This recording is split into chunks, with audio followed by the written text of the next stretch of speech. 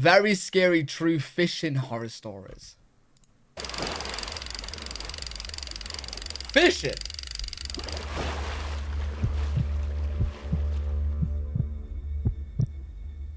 There's a nice hidden lake a short walk away from my house in Parsonfield, Maine. I've been going fishing there for as long as I've lived here. It's hidden away from any roads or houses. It has perfect privacy, and I would always be the only one out on the lake fishing. In fact, I would leave my kayak in the same spot by the lake whenever I wasn't using it. It was easier than lugging the thing back and forth from my house to the lake anytime I wanted to use it. I would leave it leaning up against this huge tree every time. The kayak is heavy enough to not fall over from a windstorm or anything. I also leave it covered to prevent critters from taking refuge inside. Yo, fair enough, right? But I'm surprised it don't get robbed, mate. He goes back and he's just gone. It was a warm summer's evening. I was out on the lake already for about an hour, and I'd caught a few trout already, which I'd thrown into the cooler. It was dusk at this point. The little bit of light left in the sky was disappearing behind the trees. I was gonna bring it in soon, and just then, I heard sounds from the edge of the lake. I turned and saw someone standing at the edge of the water, tipping a barrel of some kind over, pouring its contents into the lake. Oh my god, it's a mass murderer that's pouring, like, the body parts into the lake. Oh my god, he just caught someone murdering that. Bro, 100%, he's pouring a barrel. Okay, yep, in a lake that no one goes to. 1,000%, bro. It looked to me like they were polluting the lake with something. I took it upon myself to yell out, "Excuse me, what are you doing?" The person looked up at me, and he then ran into the woods, with the contents of the barrel still pouring into the water. Okay, that's weird. I looked more closely at the liquid being poured out into the lake. It's human. It looked like a dark red liquid. Though it was dark out, so I can't say with 100% certainty if it was red. Bro, I told you. It was very... I watch way too many documentaries nowadays, bro. I just know how these murderers and psychopaths work, bro, now. I just know it. Very dark. I felt a sense of unease creep up throughout my body. I decided I wanted to leave. I'm a big nature guy though, and seeing people littering or polluting the environment makes me sick. I genuinely couldn't resist shouting something out to that person, but I didn't feel comfortable here any longer. I planned on reporting this to the Department of Environmental Protection. I paddled the kayak back to my usual spot.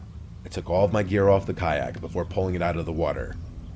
As I was putting the cover over the kayak, I heard one single snap of something not far away. Oh no, like the crunch of something under a person's shoe. Oh no. I turned and was about to say who's there, but I decided against it. I finished covering the kayak quicker than I ever had before. I didn't even bother standing it up to lean on the tree this time. I left it on the ground. I picked up my gear and cooler and started quickly walking out of the woods and onto the road, which led to my house. It was only a couple minutes of a walk and I was back home. I kept looking over my shoulder the entire time though, thinking someone was behind me. I'd do the same. I put my gear in the shed real quick, then went inside. I never locked the door so quickly. I was genuinely spooked. I rinsed off the trout and put them in the fridge, planning on cooking them tomorrow. Tonight, I just heated up some leftovers. As the food was in the microwave, there was a knock at my front door. Oh no. Oh my god, that knock was fucking... Oh my god, bro! This is meant to be story time, bro! That knock scared the shit out of me, man! That knock felt like the knock was here! Like, my door was being knocked! Oh my god, that's a scary knock. That's a scary fucking knock. Okay, bro, how is this getting me scared? It's meant to be story time. It's meant to be story time. The food was in the microwave. There was a knock at my front door. That's a scary knock. That's a scary knock. The fear and dread that I was feeling the entire walk back to the house returned in an instant, and my suspicion that I was being followed home was basically confirmed. Oh no. I mean, who else would be knocking on my door this late? Please tell me you got a gun. My lights were on, my car was in the driveway, whoever it was knew I was in here. I had all the shades closed though, so nobody could look inside. They knocked on the door again. The microwave beeped as the timer hit 0. I'm sure whoever was outside heard it. All the windows were cracked open, and a moment later, there was a knock now on the window, and a man's voice said through the window, "Excuse me, I think you saw me at the lake earlier. I'd just like to explain myself." There was absolutely no chance I was opening the door to this person. For them to stalk me to my house told me this was a dangerous person. Yeah. They repeatedly knocked on the window and kept yelling hello through it. Bro, did you say the windows are open? You need to close these windows. Bro, does he not have... He lives in the middle of nowhere. Like, you have to have a gun. You have to have a gun, bro. I decided to acknowledge him now that he was getting more aggressive. I yelled, "Yo, leave or I'll call the police." I intended to... Yeah. Turn gangster on his ass. Go. Yo, what's good, my G? What you want? What you want, cuz? Huh? You want to mess with me? Oh, he should act crazy back. He should act crazy back. He should be like, yo, I got beer man in the basement, blood. I don't know why he's going UK road, man. To either way, but it was still a threat to get him to leave. The man responded calmly now, saying, "Sir, if you could just open the front door, I'll explain everything to you." He I needs a repeated gun. my threat, and I didn't hear his voice again. At this point, I shut and locked every window in the house and turned on the AC. I also made a report to the non-emergency police number, detailing both the barrel being dumped into the lake and the man coming to my house. I also made an online report with the Department of Environmental Protection. Making these 2 reports honestly made me feel a little better about going to sleep that night. Bro, the guy's But there. thank God I'm a light sleeper. In the middle of the night, like 2 a.m., I heard a crash from downstairs. Oh my fucking God. I immediately sprang out of my bed and grabbed my Glock from the closet. I heard someone's attempt at quiet footsteps coming up the creaky wooden steps. Okay, chat, this is where it's scaring the life out of me, bro. Because I am the opposite. I'm a heavy sleeper, bro.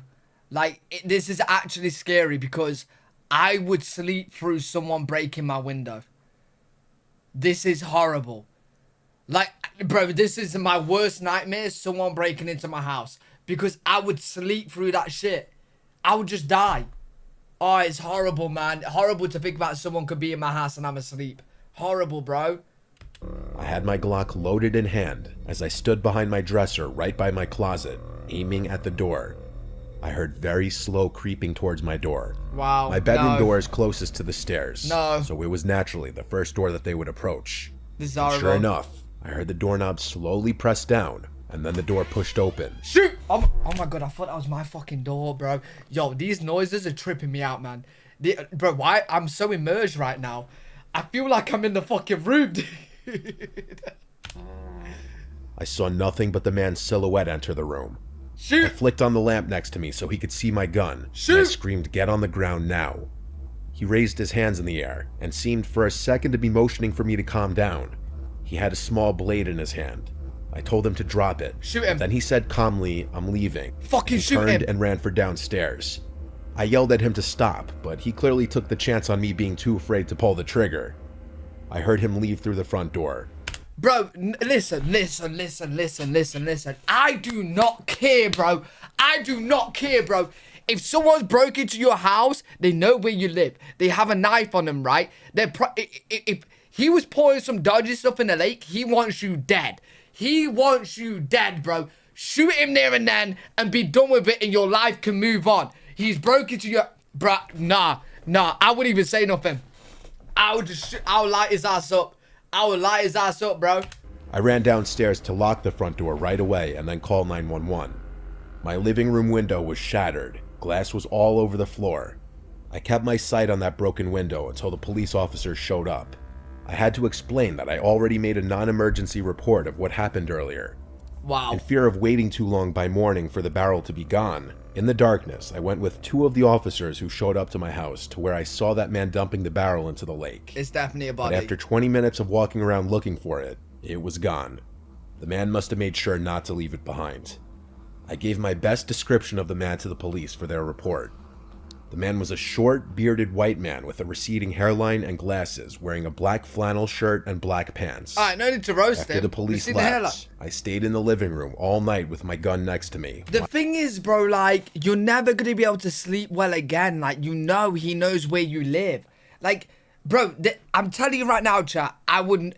It's either I'm moving house or I have to kill him. I have to kill him. I can't, like, live in that house, bro, knowing he knows where I live. You know what I'm saying? He could just come at any time. Watching TV. Hell no. No way in hell was I going to sleep with a broken window and some nut job out there. At dawn, my brothers came over to help me fix the window. My brother Dale stayed at the house while my other brother and I went to Home Depot to get the window and parts. Dale stayed at the house with me for a few nights till things cooled down. My not-so-wild theory is that the barrel contained human remains, possibly dissolved in some kind of acid. Yeah, it Why else would that man follow me home and then break into my house to potentially murder me? Trust your gut if something feels wrong. I knew if I opened my door to that man, something terrible might have happened to me. Wait, no, I need to know what's happened to him in the bro, like, you can't just leave it there. Like, did that guy get arrested? Did you die? Like, did you live? Like, are you dead now? Like, bro, like, what's going on? You can't just... Bro, what happened? What happened? Yeah, Simsy, a few. Didn't get caught? You would have said... Yeah, true. I don't know. Weird. Ever since I was a little kid, all the older men in my family would take me fishing every opportunity they got. It was like some family ritual. I, being the youngest, meant that I was next in line. Wait, so all these stories about fishing, right? Well, yeah, it's in the title. Yeah, I only went fishing with my granddad when I was a kid. I don't think I'm ever going to go fishing ever again. After listening to all these, bro. Older men in my family would take me fishing every opportunity they got. It was like some family ritual. I, being the youngest, meant that I was next in line to become an expert, like all of them claimed to be. The ones who took it the most seriously were my dad and his brother Matthew. Our houses were decked out like the ones you've probably seen on fishing shows. I won't go into detail, but if you took a step into my house, you'd instantly be able to tell my parents spend more time on the water than on the land. Okay. This is actually his story, not mine. My dad's a pretty hard guy to scare, but let me tell you, whenever he tells this story, it's like he's a different person. He doesn't like talking about it, but every so often, at a family gathering or a special occasion, one of my relatives will ask him to tell it, and he will. My dad's name is John. He was fishing with my uncle Matthew and their close friends Rich, Jeff, and Monty. They had set out early, before the sun had even broken the horizon, heading to a remote spot they had all agreed was prime fishing territory. This place was a couple of hours boat ride from the nearest marina, tucked away in a secluded cove-type area that few bothered to explore. It was known among them for its abundant bass and the occasional pike. The day started like any other fishing trip, with the boat cutting smoothly through the mist rising off the water, everyone sharing stories and jokes over the hum of the engine. They anchored the boat in a familiar cove, surrounded by dense forest. Monty was the first to crack open a beer, even though it was so early in the morning. Seems relaxing. My dad tells me all the time that Monty is his wild friend, the one who tends to drink a little more than he should. They fished for hours, the only sounds being the occasional splash of a lure hitting the water, and their own laughter. Oh, and the occasional crunch of empty beer cans that they were drinking like water. As the day wore on, they had their fair share of catches, each one sparking a small celebration. As dusk approached, the light began to wane. A dense fog rolled in from the water. My dad describes it as the boat literally being swallowed by fog. Rich, who was the most experienced fisherman of the group, kept saying that he had never seen fog so thick. That's how unnatural it was. Jeff, the jester of the group, was almost as drunk as Monty, both of whom were seemingly unfazed by the fog that had ensnared them. It was starting to get dark. Okay, why do I'm like slightly forgetting this is going to be a true story, right? Why am I slightly feeling like this is like some type of like horror game? And like some sirens are gonna fly out of the water and just snatch them one by one. They're gonna disappear from the boat. They're gonna end up like then the fog's gonna reappear and everyone's dead over there, one person, bro. You know what I'm saying? Like some weird, crazy stuff. Seemingly unfazed by the fog that had ensnared them. It was starting to get dark. They had originally thought that they could just wait out the fog, but it didn't seem to be going anywhere. Okay, My dad and Rich agreed that Matthew should just try to drive the boat out of the cove and into the open ocean, where the fog probably wouldn't be as dense. Matthew agreed, but even though he was typically the most cautious, he only narrowly avoided colliding with the shore. He refused to risk further damage to his prized boat. They reluctantly came to terms with the fact that they'd probably have to spend the night on the boat. My dad made the point that they'd need to tell their families about the situation. And of course, they had drifted into an area of the cove that had no signal. Yo, don't boats have fog lights?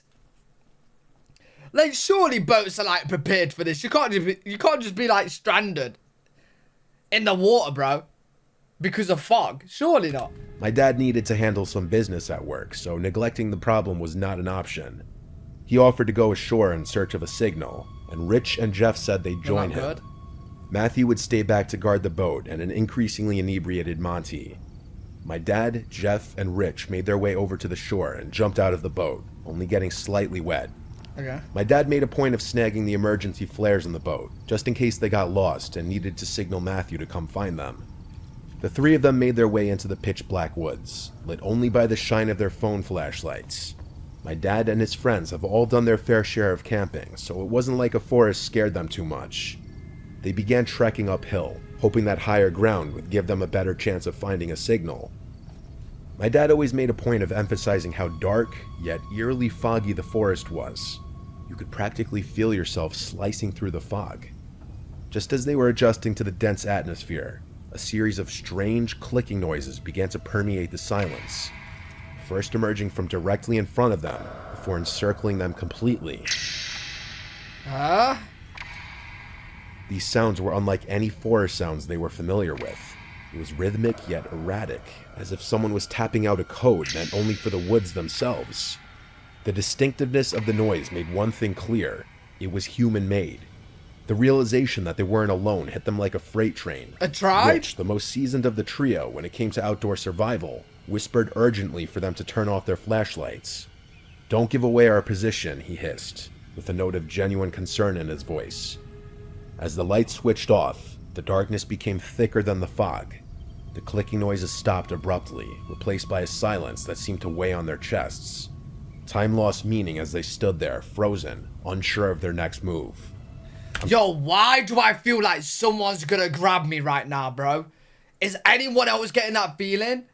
Like, I'm sat in my chair, watching my screen, and I feel like someone's gonna come behind me and grab me, bro.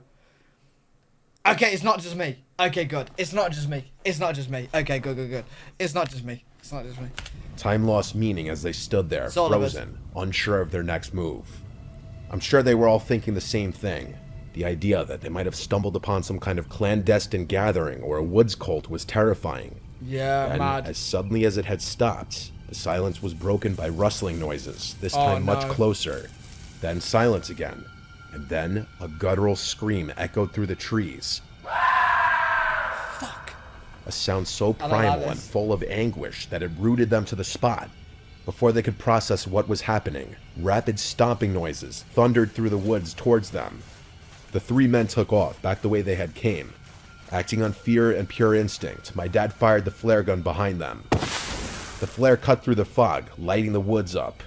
For a moment, the woods were as clear as day, and the sight that met their eyes was nothing short of horrifying. Oh no, what is it? Illuminated by the flare's red glow was a pack of more than 10 individuals dressed in what could only be described as tribal attire. Oh, some of them brandished wooden spears, but the light from the flare only lasted a split second. That would be horrible, bro. Like, you see it for a split second. Tribal people. But, where are we? Why is there just random tribal people? Like, would they not know? Like, bro, why is there tribe people here? Screamed and almost stumbled, but Rich quickly grabbed his arm to keep him upright. My dad describes this part as the most overwhelming feeling of pure terror he has ever experienced. The forest seemed to fight against them as they fled, ducking under branches and jumping over roots. By some miracle, they emerged from the tree line, panting and disoriented but alive. They screamed at Matthew to start the engine, the urgency in their voices leaving no room for question. Matthew complied immediately, and the boat lurched forward just as their pursuers reached the shoreline. Mad. In the chaos, my dad fired the last flare into the air, back towards the shore. For a split second, as the flare's light pierced the fog, they saw their pursuers at the water's edge. It was freakish. There must have been at least 15 of them, just standing motionless at the water's edge. Mad. The flare's light faded, and it was dark again. Matthew managed to get a safe distance away, and stop the boat again. After the engine was off, the only sounds were Jeff, my dad, and Rich's breathing.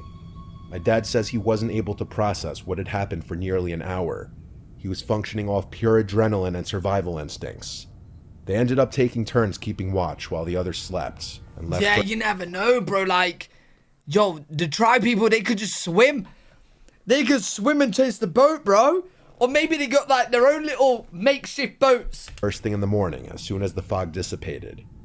Funnily enough, Monty had passed out before everything went down and doesn't remember any of the details of that night. I still Lucky get guy. shivers down my spine when I tell this story. I can only imagine what my dad must feel when he thinks back to it.